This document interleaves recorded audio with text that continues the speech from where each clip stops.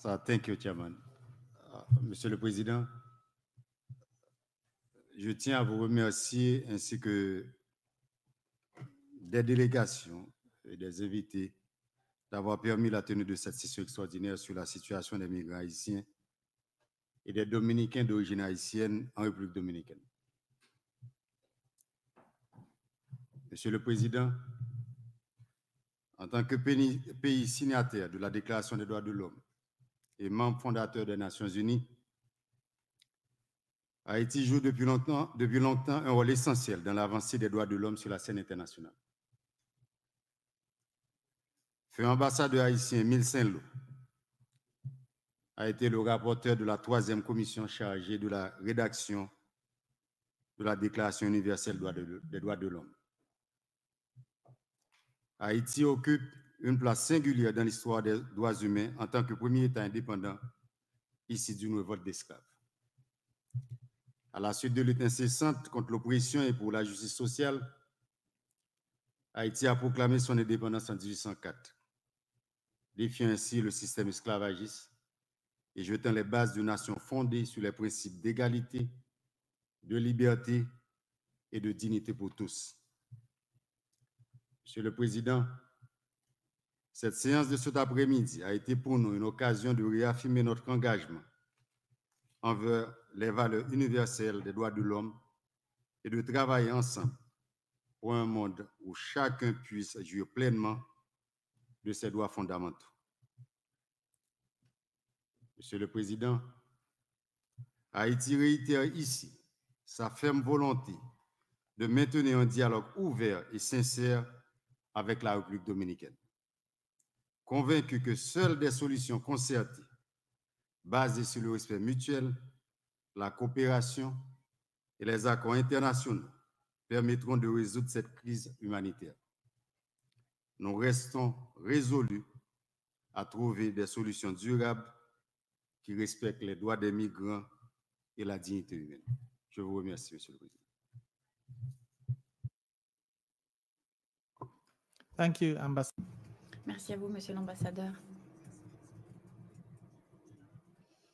Le secrétaire général a la parole.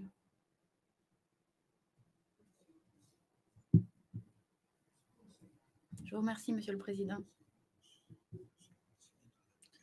Nous avons suivi les faits mentionnés ici.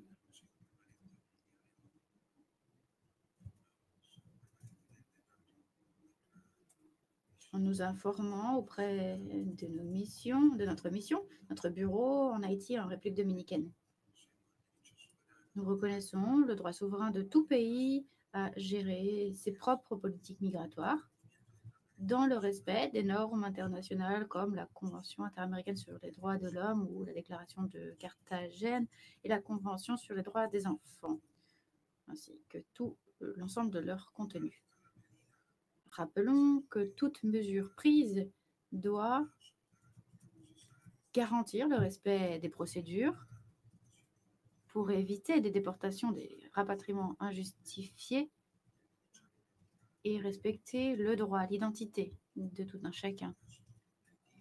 Dans le cas d'Haïti, bien entendu, nous sommes inquiets d'entendre ce qui a été dit aujourd'hui. N'oublions pas que les Haïtiens quittent un pays affecté par une crise profonde, crise sociale et des droits fondamentaux. Et nous devons tous œuvrer à apporter une solution à cette crise. Nous devons toujours exprimer notre solidarité, celle que défend notre organisation.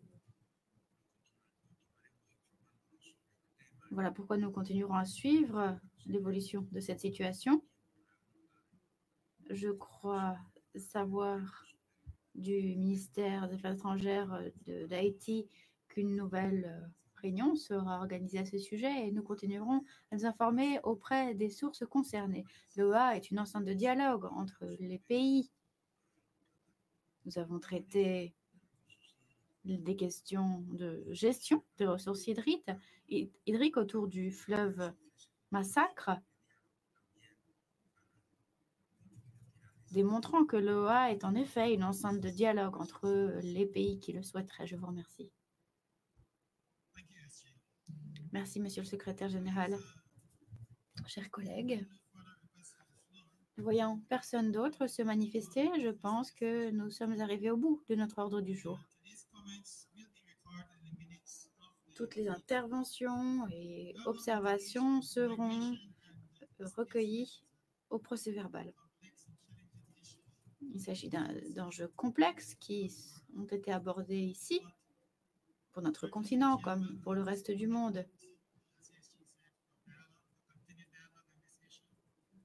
La présidence se félicite de poursuivre les débats sur ces questions et appelle à toujours plaider pour le respect des droits et de la dignité des migrants. Merci d'avoir participé à cette réunion.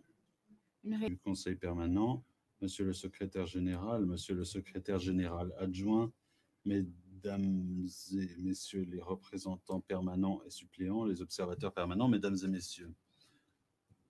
Je voudrais commencer cette intervention en vous présentant les excuses de l'ambassadeur Cordero, qui est en République dominicaine pour gérer des questions liées au sommet des Amériques. Le gouvernement dominicain rejette les accusations de mauvais traitement lors du processus de rapatriement. Notre gouvernement prend très au sérieux toute accusation de ce type qui feront l'objet d'enquêtes conformément à la législation en vigueur. Les coupables, le cas échéant, seront sanctionnés dans la pleine portée de la loi. C'est un thème bilatéral que les deux pays doivent traiter dans le cadre des espaces institutionnels de dialogue existants. Aborder cela devant ce forum multilatéral ne contribue pas à la construction d'accords pour des solutions durables. Face à des thèmes comme celui-ci qui préoccupent les deux pays, et ces thèmes sont si nombreux. Cette session est l'occasion de mettre dans le contexte du Conseil permanent les mesures adoptées récemment par le gouvernement de la République dominicaine. Les mesures annoncées par le Conseil de sécurité et de défense nationale de la République dominicaine cherchent à renforcer les mesures existantes visant à remédier à la situation de notre pays. Situation due à des pressions migratoires haïtiennes immenses. Ces décisions interviennent dans le contexte d'un respect le plus strict du droit international et de l'attachement de l'État dominicain à garantir la sécurité nationale et le respect des droits de la personne. Face à cette réalité, le Conseil de sécurité et de défense nationale a mis en œuvre une série de mesures supplémentaires pour renforcer la surveillance aux frontières et démanteler les réseaux de traite des personnes. Il s'agit d'une étape indispensable non seulement pour protéger notre sécurité, mais aussi pour lutter contre les mafias qui bénéficient de la souffrance et de la vulnérabilité des migrants. Notre pays a la responsabilité de gérer les flux migratoires conformément à ses besoins internes pour maintenir l'ordre public et la durabilité des biens et services publics. Dans son discours lors de la 79e session de l'Assemblée générale de l'ONU, le président Louis Abinader a dit, je cite, « Depuis plus de 3 ans, l'instabilité dans le pays voisin génère une pression considérable sur notre sécurité. Nous sollicitons avec fermeté l'implication de la communauté internationale dans un rôle de leadership durable pour la stabilité en Haïti. » Fin de citation.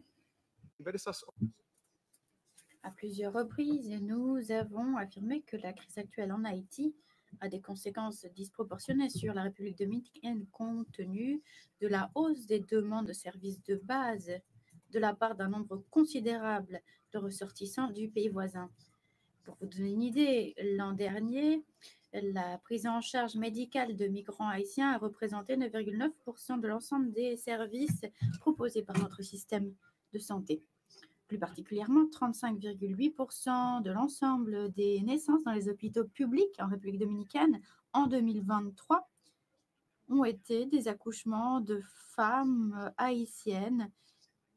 Et le nombre de patients hospitalisés pendant cette même année de nationalité haïtienne s'est élevé à 68 391 en 2023 également. En outre, la République dominicaine garantit également le droit à l'éducation de tous les mineurs peu importe leur origine nationale. À l'heure actuelle, autour de 146 000 mineurs d'origine haïtienne sont scolarisés dans le système public dominicain. Et nous avons investi autour de 430 millions de dollars par étudiant pour l'année scolaire 2022-2023. Monsieur le Président, un an après le lancement de la mission multinationale d'appui à la sécurité, en vertu de la résolution 2699 du Conseil de sécurité, seuls 400 agents de police environ ont été déployés, un chiffre largement insuffisant pour remplir le mandat qui lui avait été confié. La République d'Haïti est plongée dans la plus grave crise politique, économique et sociale de son histoire contemporaine. Cette crise a eu des conséquences graves sur la sécurité alimentaire et sanitaire pour la majorité de la population en Haïti. On a vu s'aggraver, se détériorer le respect des droits fondamentaux et les niveaux d'insécurité des citoyens. Une grande partie du territoire est aux mains de bandes armées et de groupes criminels qui possèdent des armes parmi les plus sophistiquées et plus sophistiquées que celles dont dispose la police haïtienne.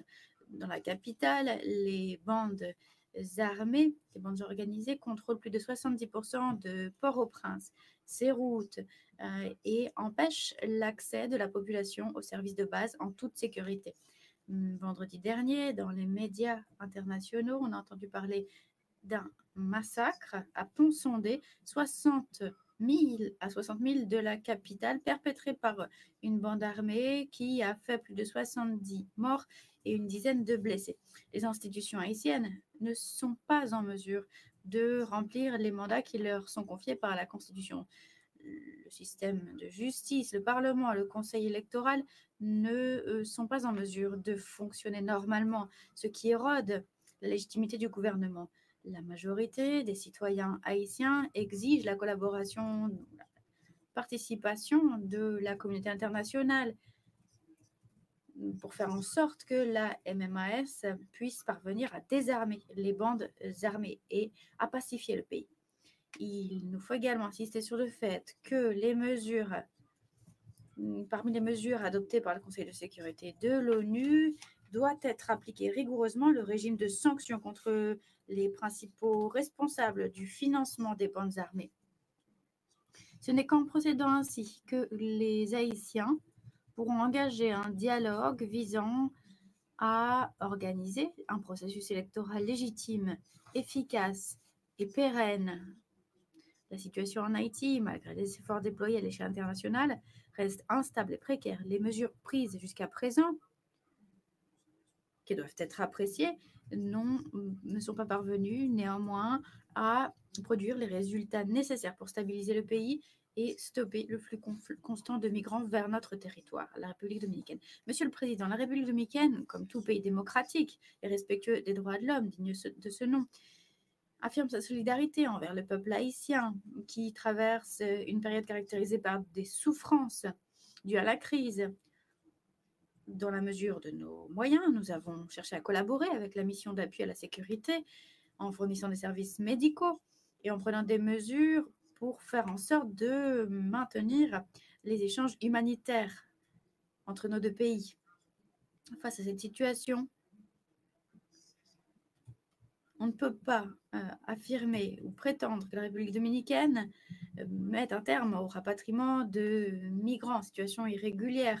Il s'agit d'une mesure qu'aucun gouvernement responsable ne pourrait prendre face à la situation concrète dans laquelle nous nous trouvons. La République dominicaine reconnaît sa responsabilité, assume sa responsabilité de devoir agir conformément aux normes internationales en matière des droits fondamentaux.